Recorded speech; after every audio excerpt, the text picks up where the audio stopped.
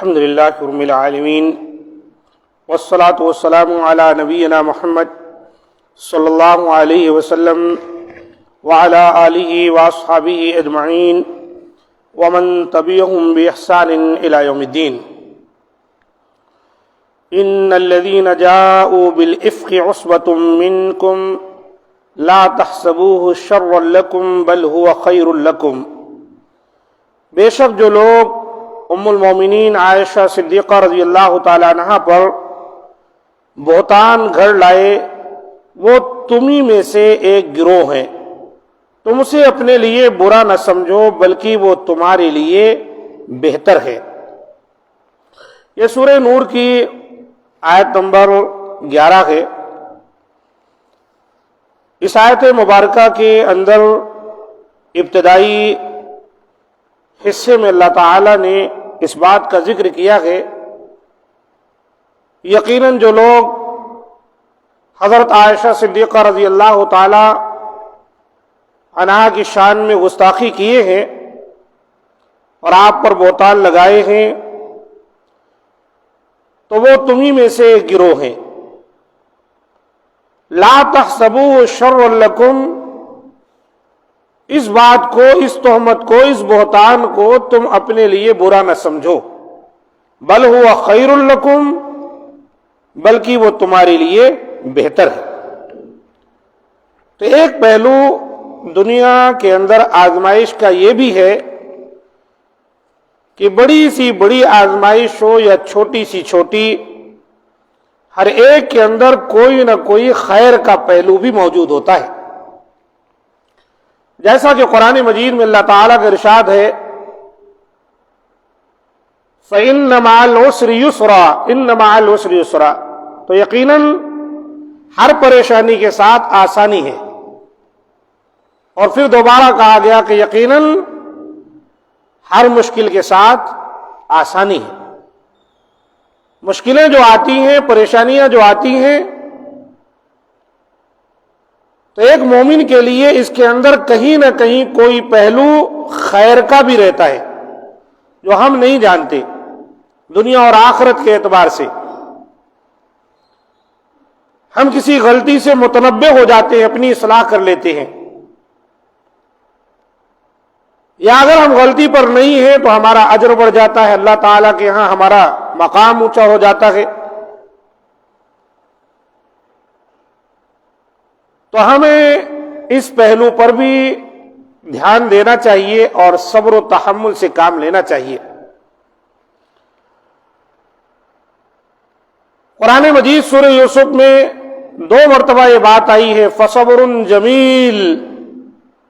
وَاللَّهُ الْمُسْتَعَانُ عَلَى مَا تَصِفُونَ. حضرت یعقوب علیہ السلام نے کہا تھا صبر ہی بہتر ہے اور جو تم بیان کرتے ہو اس کے بارے میں اللہ ہی سے مدد مطلوب ہے. جہاں انسان کا اپنا بس نہ چل سکے، وہ جانتا ہو کہ یقیناً یہ چیز غلط ہے، لیکن اگر میں کچھ کہوں تو کوئی یقین کرنے والا نہیں، تو وہاں پر فصبر جمیل، جتنی اپنی کوشش کاوش ہے انسان کر لے، اس کے بعد معاملہ اللہ کے سپرد کر دے. حضرت عائشہ صدیقہ رضی اللہ تعالیٰ عنہ کے بارے میں آتا ہے، وہ کہتی ہیں کہ نبی صلی اللہ علیہ وآلہ وسلم میرے پاس تشریف لائے، آپ نے کلمہ شہادت پڑھا اور فرمایا اما بعد یا عائشہ فإنه قد بلغني عنك كذا وكذا فإن كنت بريئة فسيبرئك الله وإن كنت ألممت بذنب فاستغفر الله ثم توبي إليه فإن العبد إذا اعترف بذنب ثم تاب الله عليه. اے عائشہ، مجھے تمہارے بارے میں یہ بات پہنچی ہے، اگر تو بری ہے تو اللہ تعالیٰ تجھے بری قرار دے دے گا، اور اگر تجھ سے گناہ سرزد ہو گیا ہے تو اللہ تعالیٰ کے حضور توبہ و استغفار کرو. بلا شبہ بندہ جب گناہ کا اعتراف کر لے اور پھر توبہ کر لے تو اللہ تعالیٰ اس کی توبہ قبول فرماتا ہے. دیکھیں نبی صلی اللہ علیہ وسلم نے اپنی اہلیہ جن سے آپ کو بڑی محبت تھی، آپ غیب تو نہیں جانتے تھے کہ کہہ دیتے کہ عائشہ تو بری ہے، آپ نے ان کو نصیحت کی. حضرت عائشہ رضی اللہ تعالیٰ عنہ بیان کرتی ہیں کہ جب رسول اللہ صلی اللہ علیہ وسلم نے اپنی بات مکمل فرما لی تو میرے آنسو رک گئے، حتیٰ کہ میں آنسوؤں کا ایک قطرہ بھی محسوس نہیں کرتی تھی۔ میں نے اپنے والد سے کہا کہ میری طرف سے رسول اللہ صلی اللہ علیہ وسلم کو اس بات کا جواب دیں جو انہوں نے کہی ہے۔ تو ابو بکر صدیق نے فرمایا واللہ مجھے نہیں معلوم کہ میں رسول اللہ صلی اللہ علیہ وسلم کی خدمت میں کیا عرض کروں۔ حضرت عائشہ صدیقہ رضی اللہ تعالیٰ عنہ کہتی ہیں میں نے اپنی امی سے کہا آپ میری طرف سے رسول اللہ صلی اللہ علیہ وسلم کو جواب دیں، تو انہوں نے بھی یہی فرمایا کہ اللہ کی قسم مجھے نہیں معلوم کہ میں رسول اللہ صلی اللہ علیہ وسلم کو کیا جواب دوں۔ حضرت عائشہ رضی اللہ تعالیٰ عنہ بیان کرتی ہیں کہ میں اس وقت کم عمر لڑکی تھی، قرآن مجید بھی زیادہ نہیں پڑھتی تھی۔ میں نے جواب دیا اللہ کی قسم بے شک مجھے یہ معلوم ہو گیا ہے کہ تم نے اس بات کو سنا اور یہ تمہارے دلوں میں بیٹھ گئی اور تم نے اسے سچا سمجھ لیا ہے۔ اگر میں تم لوگوں سے یہ کہوں کہ میں بری ہوں اور اللہ تعالیٰ جانتا ہے کہ میں بری ہوں تو تم میری تصدیق نہیں کرو گے، اور اگر میں اس بات کا اعتراف کر لوں اور اللہ جانتا ہے کہ میں اس سے بری ہوں تو تم میری تصدیق کرو گے۔ اللہ کی قسم بلا شبہ میں اپنی اور تمہاری مثال اس طرح پاتی ہوں جس طرح یوسف علیہ السلام کے والد نے کہا تھا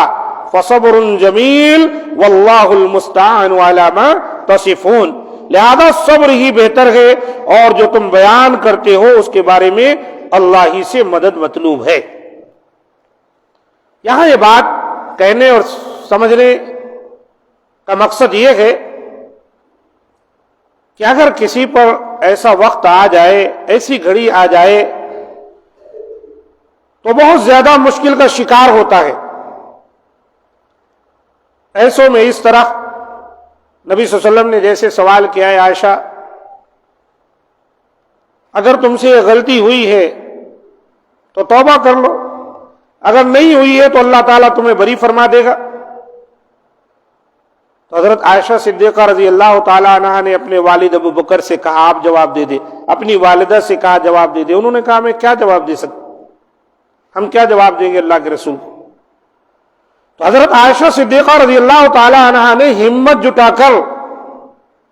جن کا روتے روتے وقت گزرا گئے، رات بھر نیند ان کو نہیں آتی تھی، آنسو تھے کہ وہ ان کی آنکھوں سے تھمتے نہیں تھے، لیکن انہوں نے ہمت جٹا کر رسول اللہ صلی اللہ علیہ وسلم کے سامنے کچھ باتیں کہیں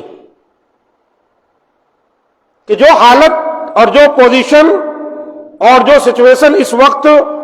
میرا ہے، اگر میں یہ کہہ دوں کہ میں بری ہوں تو تم یقین نہیں کرو گے۔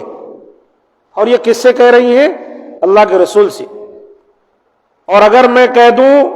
کہ میں نے یہ گناہ کیا ہے حالانکہ میں بری ہوں اس سے تو بھی تم یقین کر لو گے۔ یہی معاملہ ہے دنیا کا،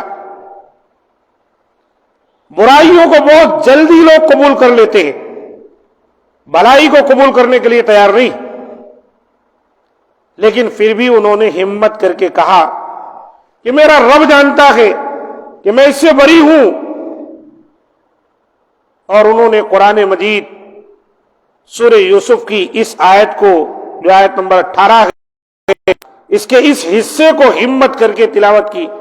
بعض روایتوں میں آتا ہے کہ وہ بہت کوشش کی کہ حضرت یعقوب علیہ السلام کا نام یاد آ جائے کہ انہوں نے یہ کہا تھا، لیکن ان کو نام نہ یاد آیا، کیونکہ انسان پر جب ایسی حالت طاری ہوتی ہے تو کبھی کبھی انسان اپنے ہوش و حواس گم کر بیٹھتا ہے۔ بہرحال انہوں نے ہمت کر کے کہا کہ حضرت یوسف کے والد نے یعنی یعقوب علیہ السلام نے جیسے کہا تھا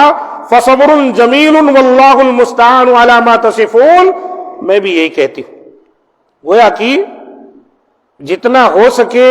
اپنی اظہار برات انسان کو کرنی چاہیے، اس کے بعد معاملہ اللہ کے سپرد کر دینا چاہیے، بالکل خاموش نہیں بیٹھنا چاہیے۔ سورہ یوسف کے ہی حوالے سے کل کے درس میں یہ بات آئی کہ حضرت یوسف علیہ السلام پر جب اس خاتون نے الزام لگایا تو وہ خاموش نہیں بیٹھے، وقال ہی راودتنی عن نفسی، اس کے شوہر کے سامنے کہا کہ اس نے میرے دل کو بہلایا پھسلایا۔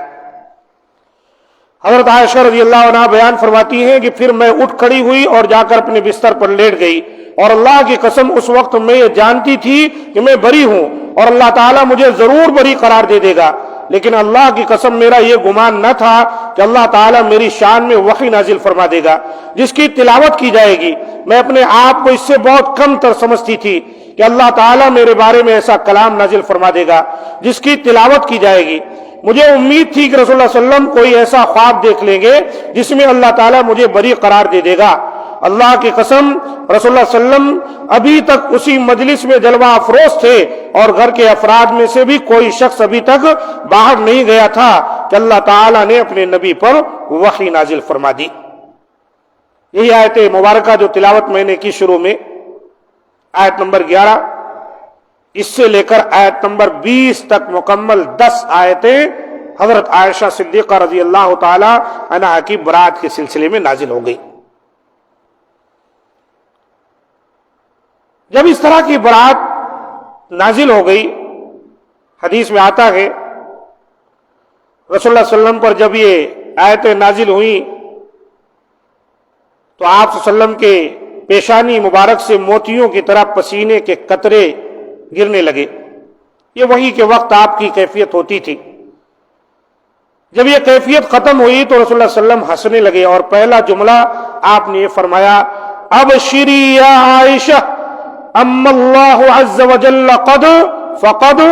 برأکی، اے عائشہ خوش ہو جاؤ،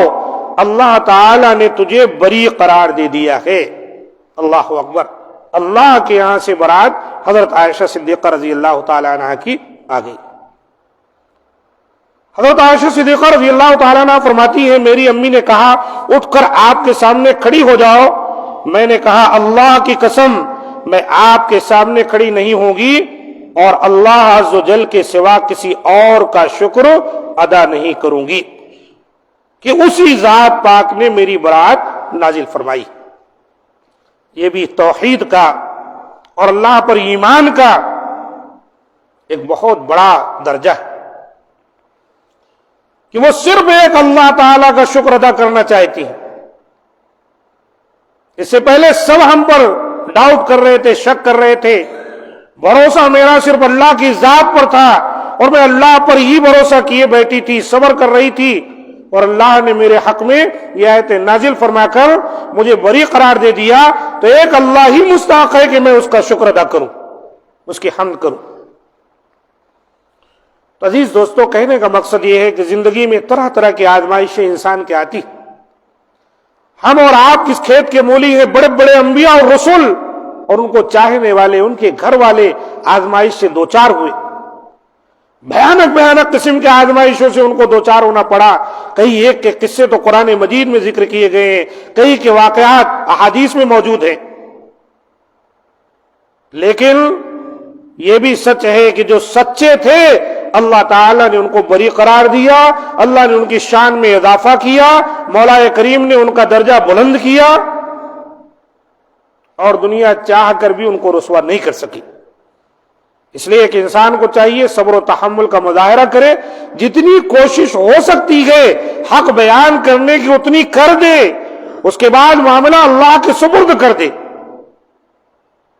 اللہ بہترین محافظ ہے، عزت دینے والا ہے، عظمت عطا کرنے والا ہے۔ ایسے واقعات میں انہی باتوں کی طرف اشارہ ہے۔ اللہ تعالیٰ سے دعا ہے کہ مولا کریم ہم تمام کو جو باتیں ہم سنتے ہیں ان کو سمجھنے اور اس کے مطابق عمل کی توفیق دے، اور ہر شر سے محفوظ رکھے، خیر و بلائی کے کام کرنے کی توفیق دے، اس پر جمے رہنے کی توفیق دے۔ ھذا ما عندی، سبحان ربک رب العزة عما یصفون، وسلام علی المرسلین، والحمد للہ رب العالمین۔